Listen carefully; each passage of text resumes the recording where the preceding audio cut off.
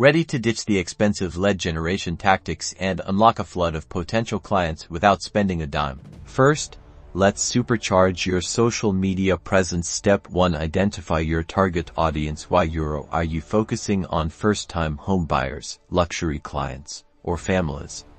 Tailor your content to their interests and needs. Step 2. Consistently post valuable content. Share market updates, home buying tips, or behind-the-scenes glimpses of your work. Step 3. Engage with your followers. Respond to comments, answer questions, and participate in relevant online communities. Don't just broadcast, build relationships. Next, master the art of networking. Attend local community events, industry conferences, and even neighborhood gatherings. Approach people with genuine curiosity and focus on building connections, not just handing out business cards. Offer helpful information and be a valuable resource. Remember, every conversation is an opportunity. Get involved in your community. Volunteer at local charities, sponsor a youth sports team, or participate in neighborhood cleanups. This builds trust and establishes you as a pillar of the community. People are more likely to work with someone they know and respect. Finally, optimize your online presence. Claim and update your profiles on Zillow, Realtor, and other real estate platforms. Showcase your expertise with high-quality photos,